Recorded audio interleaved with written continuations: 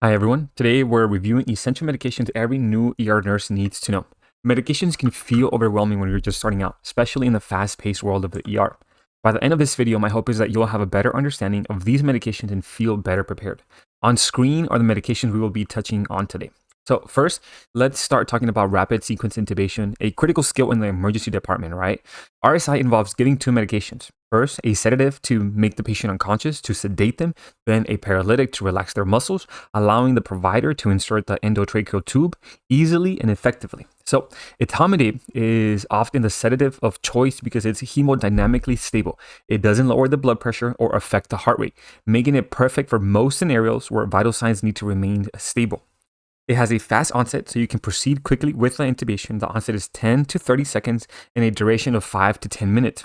Dosing is typically 0.3 milligrams per kilogram, but most providers will end up just saying, hey, let's do 20 of etomidate or just 30 of etomidate for just the average adult. Now, for SUX, it's going to be the most commonly used paralytic because it acts quickly and it doesn't last as long. And not lasting long is an important feature because if complications come up or if the intubation is successful, you don't want the paralytic to just be on board because it just increases the risk of, again, complications worsening. The dosing for SUX is typically 1.5 mg per kg. Onset is 30 to 60 seconds and it lasts up to 10 minutes. Again, the key thing with SUX is that it just doesn't last as long, only a duration of 10 minutes. However, the key disadvantage of succinylcholine is that it can cause hyperkalemia. So it's avoided in patients with renal failure, with burns, with crush injuries, patients with rhabdomyolysis, or any condition, again, where hyperkalemia can be a concern. Now, for ROC, it's going to be a great alternative when SUX isn't ideal, particularly in cases, again, where hyperkalemia is a risk. While ROC has fewer contraindications, it's not the first choice because it has a longer onset and a prolonged duration. The onset is up to 2 minutes and it can last up to 60 minutes, a whole hour, right? And compared to SUX where it can last just 10 minutes. The dosing for ROC is typically 1 milligram per kilogram. Again, be prepared to manage unsuccessful intubations as ROC has an extended duration. So just be mindful of that and know those differences between SUX and then ROC.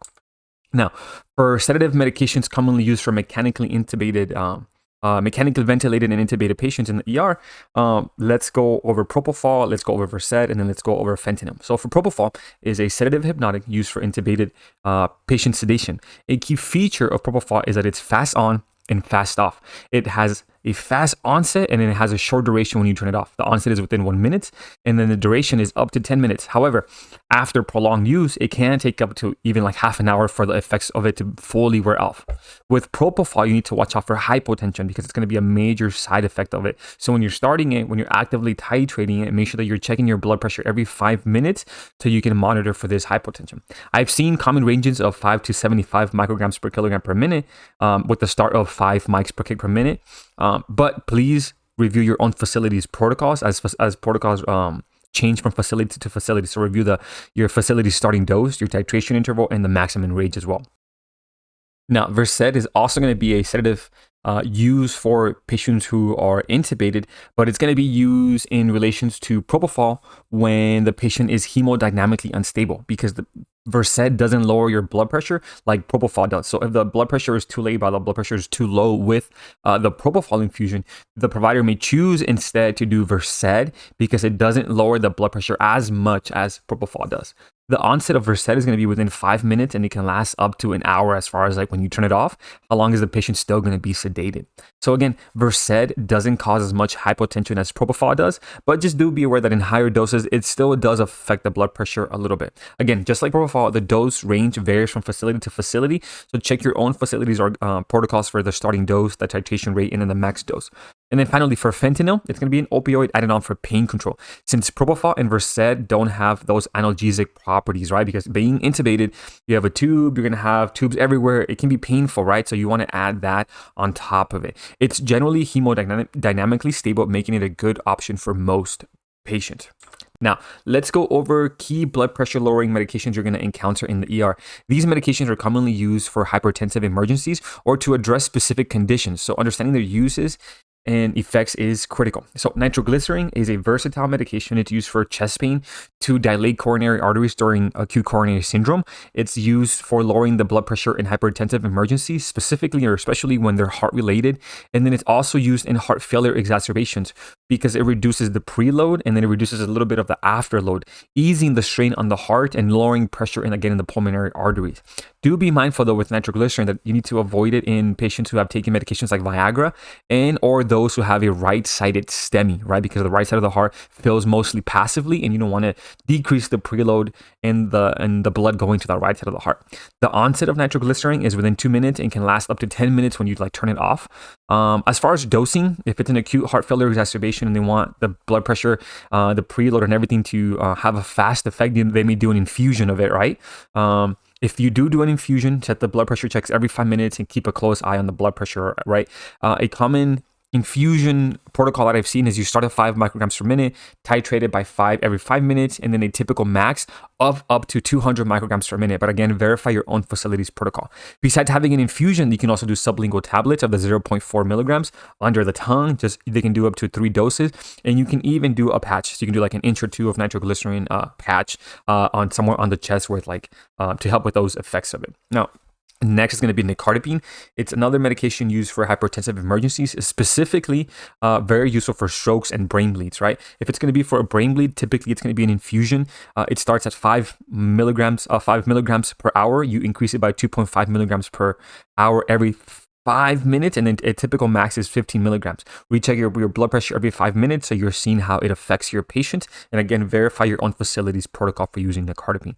Then labetalol is also another antihypertensive that can be used. It's again also used in strokes and brain bleeds. And the main thing with labetalol compared to the other med is that it's given typically as a slow IV push.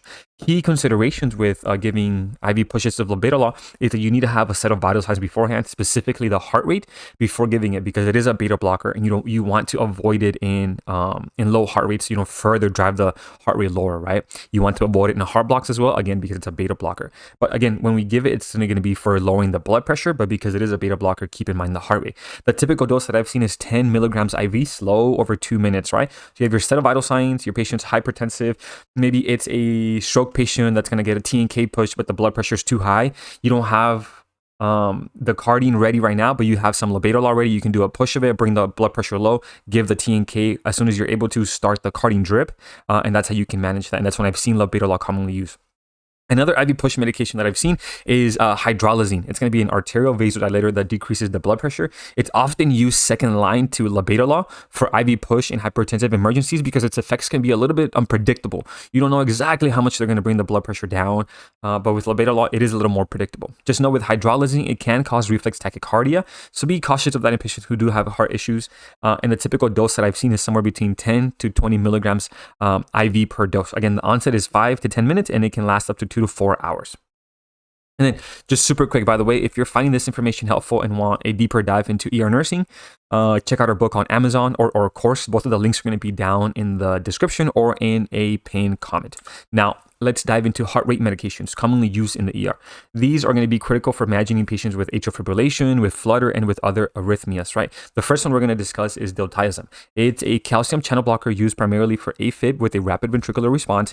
It's also used with atrial flutter, and sometimes some providers may end up using it for SVT, right? The dosing of it is going to be 0.25 mg per kg IV, but for most adults, you're going to find that your providers just end up ordering around 20 milligrams IV. If that 20 milligrams IV works, the providers will often order a 30 milligram PO tablet so that it can maintain a longer control of the heart rate.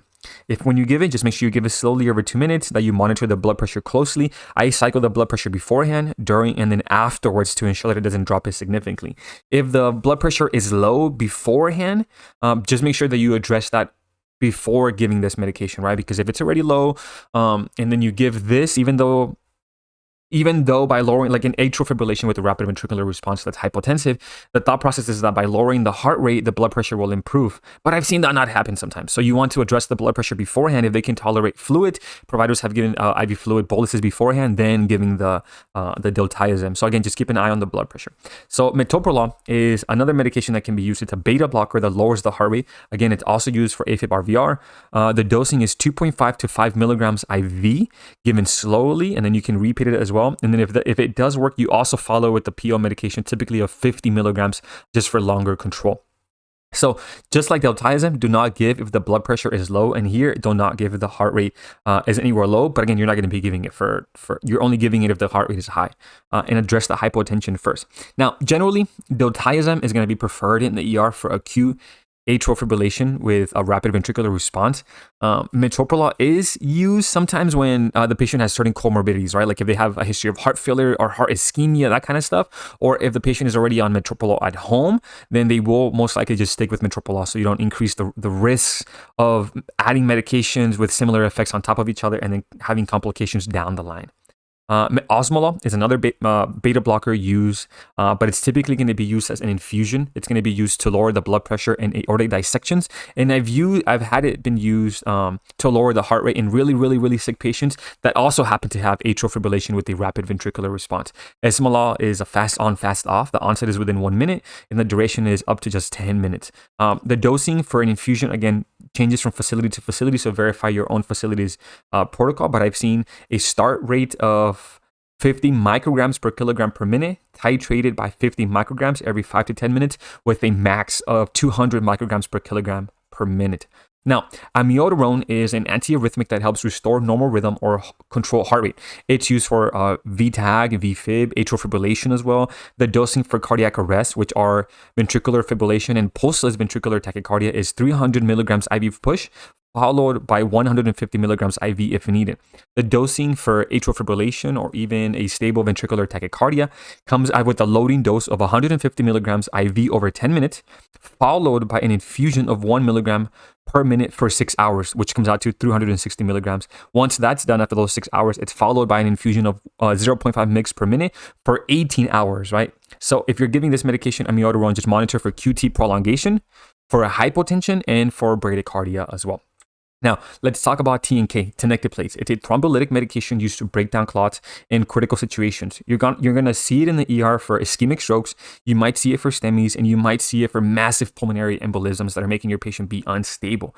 TNK is highly effective and has a major advantage over using alteplase because alteplase comes as an infusion. You have to calculate a push and then do it over an hour. But with TNK, you just do one single bolus dose, which makes it very convenient in emergency situations when you're busy, because you can just administer that bolus and you're done.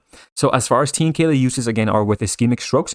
It's administered within 4.5 hours of symptom onset. It can be used with STEMIs when PCI isn't available and if the patient's symptoms started within 12 hours. And it can also be used again with a massive PE that makes the patient unstable. The dosing again for TNK is weight-based, and it's administered over a single bolus over just 5 seconds, right? The main thing with TNK is that you need to have a double verification that the dose was calculated correctly. So make sure that you have a good accurate weight and that you use another buddy nurse to double verify the dose of the medication, because again, it's one of those medications that comes with a lot of side effects and it can even be deadly, right? So you need to have another nurse that verifies the dose with you because it is weight-based, right? And like with strokes, you're going to be, if you do end up giving it, get a weight early on, right? As far as TNK inclusion and exclusion criteria, you need to assess for the following, right? These are going to be contraindications for giving TNK. If the patient had recent surgery or recent trauma, you shouldn't be having TNK. If there's any active bleeding or any known bleeding disorder, shouldn't have TNK. If the patient has a history of intracranial hemorrhage or any malignant brain tumor, should not have TNK. If there's a recent ischemic stroke, no TNK, right? And then if the blood pressure is severely uncontrolled, greater than 185 or 110, that's a contraindication for TNK. The main risk are bleeding, right? The major bleeding is intracranial hemorrhage and then GI bleeding. Watch out for overall bleeding, but just if you end up giving it, just watch out for intracranial hemorrhage and then GI bleeding. Intracranial hemorrhage will manifest with mentation changes, pupil changes, that kind of stuff. So just keep an eye out for that. Now, let's briefly touch on vasopressors because I made a detailed vasopressors video already. So if you want more detailed information, please go watch that. But we're going to touch on it super quick right here. So epinephrine, its uses are with anaphylaxis, symptomatic bradycardia, with shock, and with cardiac arrest. If it's with anaphylaxis, the dose is intramuscular, 0.3 milligrams. With symptomatic bradycardia and shock, it comes as an infusion. So look up your own facility's infusions protocol. If it's cardiac arrest, it's 1 milligram IV every 3 to 5 minutes. The key points for epinephrine are that it increases the heart rate, it increases the blood pressure, making it effective for various things, but again, increases heart rate, blood pressure, and increases heart contractility. Norepinephrine is typically going to be the first line for shock, particularly after the initial fluid resuscitation wasn't sufficient.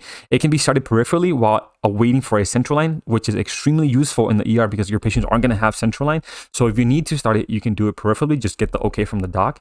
And again, it just primarily focuses on raising the blood pressure with a little bit of an effect on the heart. Phenylephrine, on the other side, is ideal for shock when tachycardia is a concern. So if the blood pressure is low and their heart rate is very high, you can use phenylephrine because it'll just increase the blood pressure and it won't make the heart rate go higher and higher as well.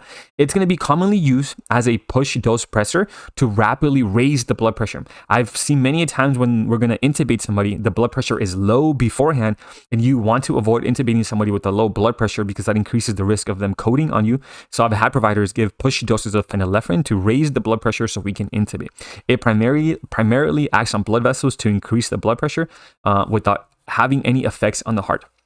Vasopressin is a second line agent used for shock, especially in septic shock, after norepinephrine wasn't enough by itself. And that combination of them typically I've seen has a good effect on the blood pressure and perfusion for septic patients. The key thing with vasopressin is that it's non-titratable. It's giving us a continuous infusion at a fixed rate of 0.03 units per minute. Dopamine is used for bradycardia and hypotension, but its effects are dose dependent and can be unpredictable, which is why it's not used as much as norepinephrine, epinephrine, and vasopressin. And then dobutamine is used for cardiogenic shock to improve heart contraction and as a result perfusion. Just know that it can cause hypotension despite improving cardiac output. So just overall considerations for vasopressors: always monitor the blood pressure closely, watch out for arrhythmias or any significant changes in the heart rate, and ideally administer through a central line, but if you can, just use a large bore peripheral IV temporarily just in emergencies when the patient first gets there. Next, let's go over psych sedative medications, which are going to be commonly used in the ER for violent or agitated patients who need rapid sedation. You're going to come across the term B52. B52 is a combination of medications. It stands for Benadryl 50 milligrams, Haldol 5 milligrams, and lorazepam 2 milligrams. Sometimes providers are substituting olanzapine for Haldol because olanzapine comes with less risk and it is just as a good sedative as Haldol, but it comes with less risk. So these medications are typically given intramuscularly because it's unsafe and difficult to place an IV on a combative patient. That increases the risk of a needle stick injury. So these medications are typically given IM when needed.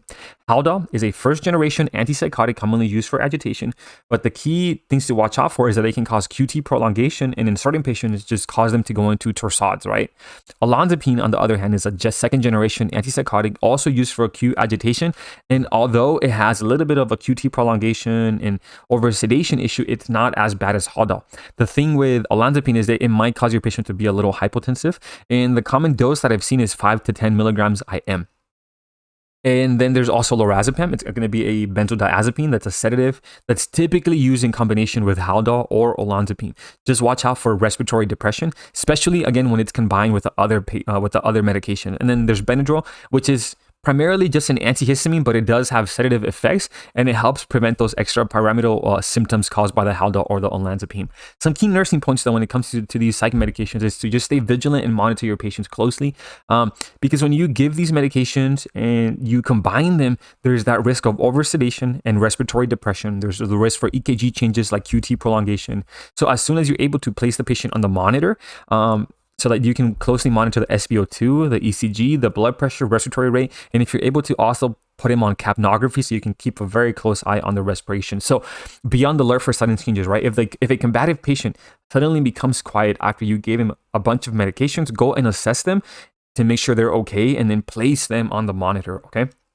Now, for ACLS medications, including dosing, uses, and the reasoning behind each, I already made a video, so if you get a chance, please go watch that video. And then here, I just wanted to list the essential antidotes you need to know as a new ER nurse, particularly focus on the antidote for Tylenol, for opioids, for warfarin, for beta and calcium channel blockers. And then again, if you want additional resources with building a strong foundation in the ER, just check out our book and course. The link is in the comment. And then just some final tips before we finish the video. Be extra careful with opioids, with blood thinners, with pressors, with blood pressure medications, with benzos, with insulins, and with pediatric medications. Be careful with every med, but these are the medications that you can really harm somebody if you're not careful with. Always ask for allergies before you give any medication, because after you give it, you can't take it back. So always ask for allergies. And if you don't know what you're giving, please look it up and then cover yourself, right? If you have any medication questions, if you have any question regarding what the med does or why it was ordered, talk to your doctor, talk to your pharmacy, get their name, and ensure that you chart that you spoke to somebody, because your job is to just make sure that you're doing good by your patient. So make sure that you cover yourself and that you ask questions, that you know why you're giving what you're giving. And as always, teamwork makes the dream work. And here at Emergency Chaos, we are proactive, not reactive.